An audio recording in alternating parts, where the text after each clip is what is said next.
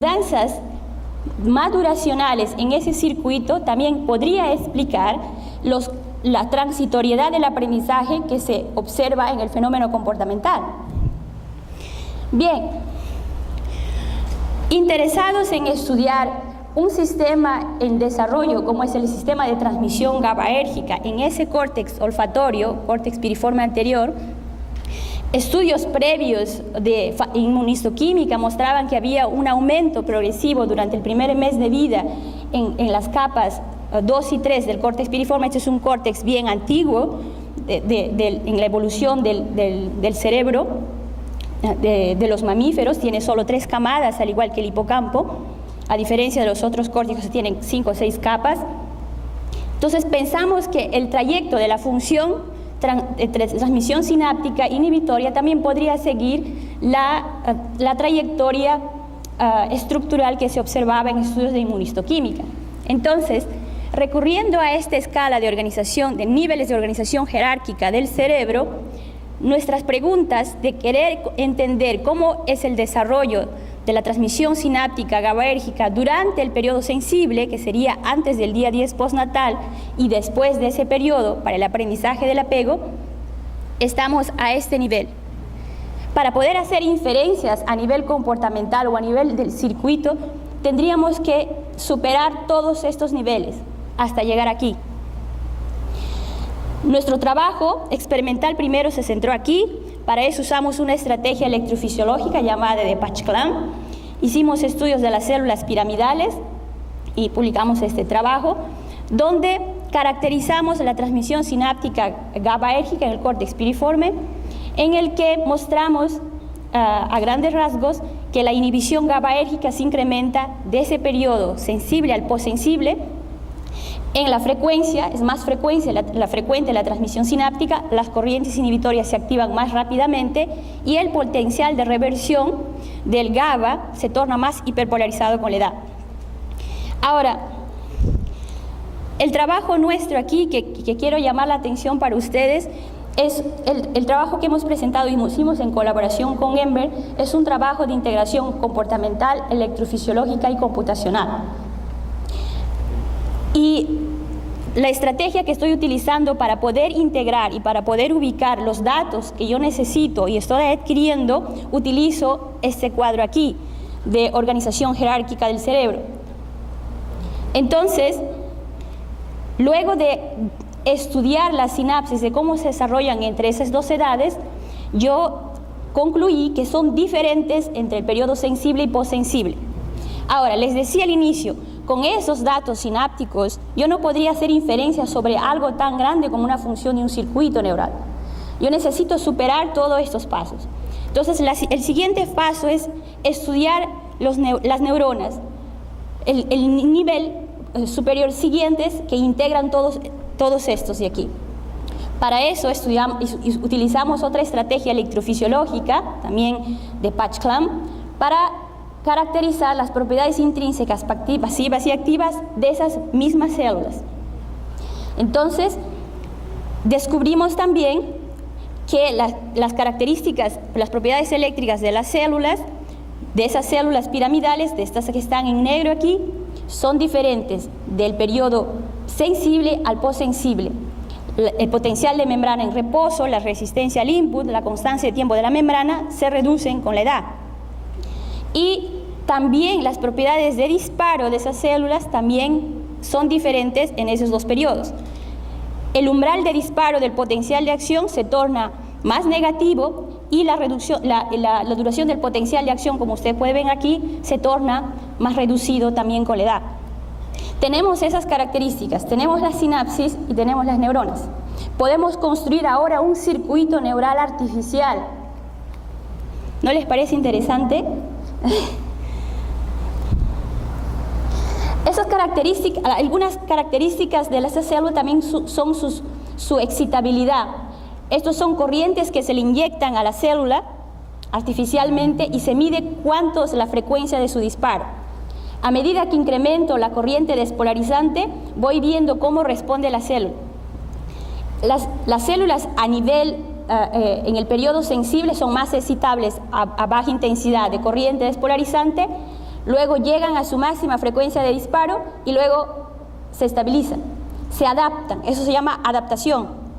Luego, cuando veo al otro grupo, ellos necesitan un input despolarizante mayor para comenzar a disparar. Pero una vez que alcanzan el disparo, ellos continúan incrementando su frecuencia de disparo conforme se incrementa la inyección de corriente despolarizante. Esas son características propias, intrínsecas de esas células. Bueno, ahora sigo con la pregunta de cómo hacer que esas diferencias en la transmisión sináptica GABAérgica que mostré para ustedes al inicio, entre esos dos periodos, cuando sean integrados en un circuito neural, contribuyen o no con un patrón neural distintivo en cada periodo. Puedo decir que la transmisión sináptica GABAérgica se torna un mecanismo neurobiológico importante o no para explicar el circuito del apego. Entonces, ya tengo la sinapsis, ya tengo las neuronas, ya estoy niveles avanzados aquí, según este cuadro aquí. El siguiente paso ahora con esos datos es construir un modelo computacional de un circuito que integre el bulbo olfatorio con los datos de transmisión sináptica y las propiedades intrínsecas. Y enseguida simular mis preguntas, simular dentro del circuito neural un procesamiento de olor que sea etológicamente relevante para esa edad. Estas son las características de modelamiento computacional que trabajamos basado en los modelos de Enver-Oruro, de la tesis de doctorado de Enver.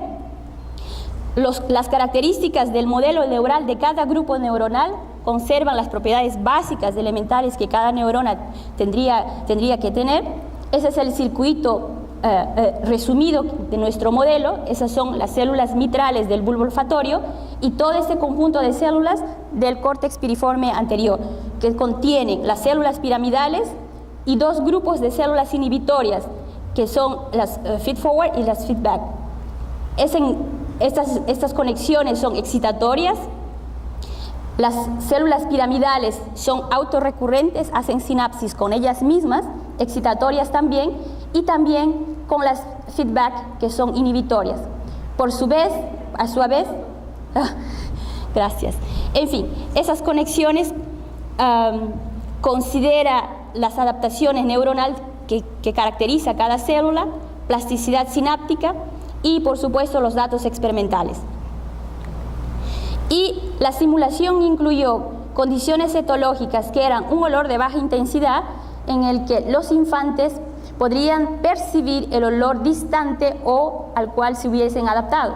Y la otra condición, un olor de alta intensidad con acción de noradrenalina que representaría el olor que está siendo percibido por el infante al mismo tiempo que es reforzado por el cuidado maternal o la lambida de la mamá. Entonces, tenemos la salida aquí. Experimentalmente no podríamos hacer ese trabajo, tener al mismo tiempo el registro y la actividad de todo ese conjunto de células. Es un circuito artificial y estas son las propiedades de cada célula o el patrón de actividad de cada tipo de célula para un olor de baja intensidad. Un olor de baja intensidad para las dos edades evoca una escasa actividad neural en la fase de inhalación de 2 ciclos respiratorios aquí. Y aquí el procesamiento de alta intensidad para las dos edades en las que muestran patrones de respuesta de las células piramidales. Son patrones periódicos, transitorios, seguidos de la actividad, de la actividad de las feedback, que son dependientes directamente de las células piramidales. Aquí podemos ver cuánto es de la conexión sináptica, cuánto es la ganancia en el peso de su conexión después de esos periodos de simulación, que son 6 ciclos de simulación de respiración, ciclos respiratorios, perdón. Lo que vemos aquí es que las células piramidales del periodo sensible ganan más rápidamente en eficacia sináptica, aprenden más rápido, en poco tiempo de entrenamiento, podría decirse. En cambio, las de otra edad, del periodo postsensible, demoran más tiempo en aprender. Aquí pensamos que la contribución sea del input GABAérgico. De los primeros trabajos experimentales que nosotros llegamos a publicar, con los datos experimentales nosotros discutimos que el input era débil, el input inhibitorio era débil en el periodo sensible y era más fuerte en el periodo postsensible. Sin embargo, cuando incluimos esos datos en un circuito neural, lo que nosotros vimos es que el input GABAérgico en realidad es despolarizante y no hiperpolarizante. Es una cosa que no conseguíamos ver experimentalmente. Cuando hacemos comparaciones, por ejemplo, con datos experimentales en adultos, vemos que el procesamiento es semejante, pero la estrategia de cómo llegan al procesamiento el grupo de este circuito en infantes es diferente al de adultos. Esas características no podríamos haber visto en un trabajo experimental. Bueno, llamo la atención, pero es un trabajo que nosotros hemos hecho de manera pionera, es un trabajo nuevo y creo que somos los únicos que estamos trabajando en el área y es un trabajo muy rico aún por descubrir. Hay muchos fenómenos interesantes dentro de este campo que tal vez si se interesan en trabajar podríamos conversar. Bueno, quiero agradecer a todas esas personas. Trabajé con el profesor Aldo Lución en el laboratorio del Departamento de Fisiología de la Universidad Federal Rio Grande do Sul, a Lisa Calcanotto, también profesora, Marco Iriarte, y algunas simulaciones fueron trabajadas en la Stony Brook University con una estancia que EMBE realizó en apoyo del Fondesit. Bueno, muchísimas gracias por su atención. Gracias, doctora. Gracias, profesor. Isaac.